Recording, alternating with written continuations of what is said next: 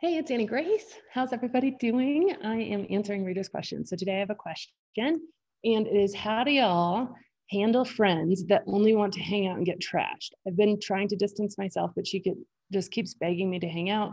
We've been friends and drinking buddies for about 35 years. She knows I'm sober, and I've told her that I'm just not doing that anymore. I feel like I need to cut ties.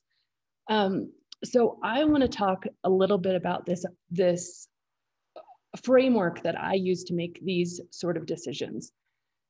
And first of all, I want to say, well done, even asking the question and honoring yourself. And there's no black and white answer here. I don't have a script that says, say this and it will all get better, or have this heart-to-heart conversation. I mean, I always believe in more communication, more transparency. But I think in relationships specifically, we need to think about our intention in the relationship as a bigger picture rather than our sort of short-term getting out of discomfort. And often when we're presented with somebody asks us to do something that we don't want to say yes to, we act in ways that we want to get out of discomfort, which makes sense. I mean, it's human nature, but we don't necessarily act in ways that are really going to protect the long-term of the relationship. So I'm going to give a bigger framework here. And I want you to consider that maybe this friend, I mean, you said you've been friends for 35 years, right? And part of me thinks that, that sort of friendship, although alcohol has been heavily involved, there's more to it. You don't stay friends with somebody for 35 years with that. And so I don't want to necessarily sway you either way, but I want to empower you to have the difficult conversations that have the chance of salvaging the friendship. Because if right now the idea is look, I just need to cut ties, then, that will happen and she'll probably feel pretty hurt or whatever. And you'll be able to go on your way. And you'll probably feel it too. I've had to cut ties with a few different friendships in my life, not necessarily over alcohol. A few have been, they've kind of just ebbed away because of my decision to drink less, but more different issues. And it's been brutal. I mean, it's been brutal. It's things that still literally to this day haunt me. I think about them, these people, and I wonder what they're doing. And it's not in a way that I'm desperate to be friends again, but it's just something that I think breaking relationship in a way that's just severing is really, it's hard for humans. It really is. We think it's going to be easy, but it isn't. And it sort of haunts us. So I would, if this relationship ends up breaking, I would just do it in a way that is so congruent for you. So here's the framework that I'm going to give you. And this is a little bit abstract, and then maybe we can get it down to more specifics. But I want to give you this idea that I teach about guilt versus resentment.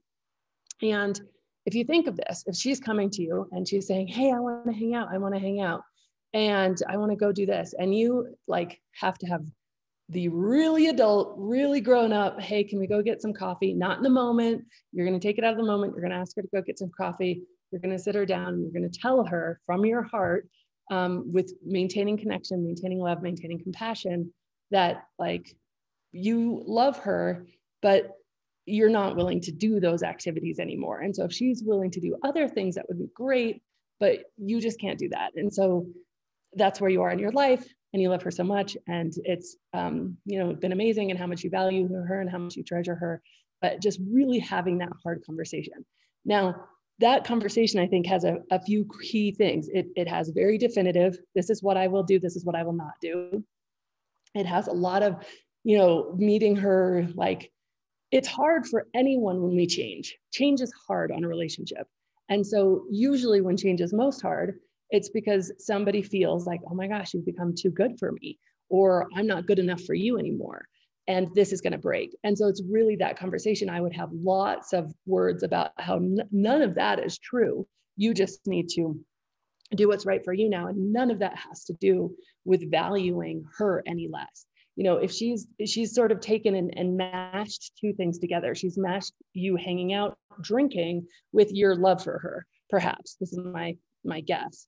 And when that happens, this conversation needs to disentangle those two things and say, us hanging out drinking is no longer available in my life. That's just the decision I've made for me. It has nothing to do with you, but I love you very, very much. And take those two things apart. That's really important, because when those two things are meshed for her, and for her, it means you don't care about me if you don't do this thing, or you don't think I'm good enough, or you think you're too good for me. You need to take whatever those beliefs are and take them apart in this conversation. So one is very clear boundaries. Two is really knowing taking apart your love for her, your compassion for her, your value of her from this thing. So this is this conversation. This conversation is going to probably produce some guilt.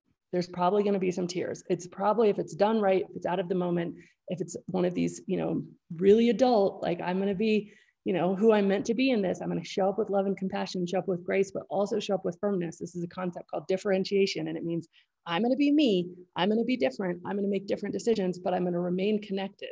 Usually we swing the pendulum one of two ways. We do everything together and we let all of that be meshed in what it's called fused in psychology terms together. Or we say, forget it, and we cut ties because we don't know how to have this, or it's not even that we don't know how to. I think we do know how to have this conversation. It's that it's so terrifying and we feel like we're going to feel so guilty. And it might be terrifying. There might be tears. You might feel guilty. She might storm out of the room. There might be all sorts of things out of your control that happen. You maintaining your presence in love and connection and appreciation of her in that conversation and dealing with those emotions is the biggest gift you can give her and yourself. Because here's the other thing that could happen is you say yes even once and you go and you do whatever it is and they're all getting drunk and you're not and you feel out of place, or you just keep on with these very surface level no's or avoiding. What's going to happen is you're going to start to resent her.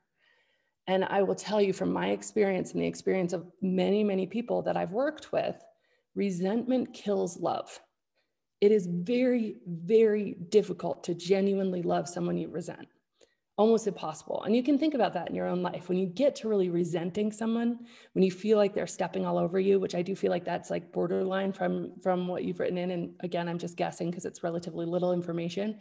But when that happens, you don't feel love anymore. And then the friendship, it's going to dissolve anyway, because you won't have the capacity to love her because you resent her and because those feelings have been building. And it will be one day you wake up and you're like, I don't even want to be around her. I don't even want to see her face. And so if you value her and you value your relationship, the thing to do is to have the conversation that disentangles us hanging out, drinking, with me actually loving and caring for you, presents a new option of these are all the things I'd love to do with you if you're willing and interested. And if you're not, that's totally okay. Either way is fine with me. But I have to let you know that I'm no longer okay being in these certain situations. It's just a decision I've made. It means nothing about you. It's all about me. I totally validate and support whatever you want to do. And these conversations, in my opinion, they're intentional to the point of being awkward. When I've had these conversations, I've scripted them, and not that I read my script, but I've remembered, like, these are the 5 things I want to say. This is how I want to communicate. It's not just this off the cuff thing. It is like, again, it's an adult, like coming, bringing it, and really being present with somebody and letting them know that you love them, that you're connected with them, and you are not willing to do these things.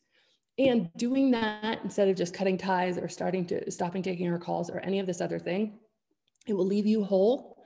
You will know you did everything. You might feel a little guilty, but it will leave your love for her intact. Doing all the other things, like just cutting ties, it could leave you broken. It could leave you like I am, haunted years later, where you just feel like things were left on a bad term, and that sort of severing and cut off, it's almost like a phantom limb. It doesn't heal. It still has pain.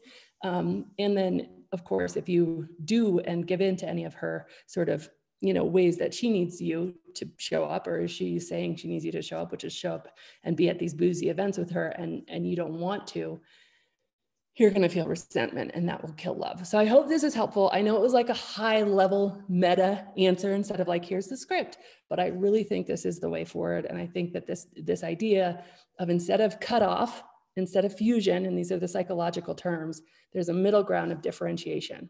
And what differentiation is being separate. I am me. I feel my feelings. You are you. You feel your feelings. Both of those are okay. Both of those exist. And I am connected to you. I'm not cut off from you because I can't handle what you feel or how you want me to show up. I'm having the conversation, and I'm not fused to you. I'm not going to do what you want and end up resenting you later. So I hope that's helpful. Awesome. Have a great day.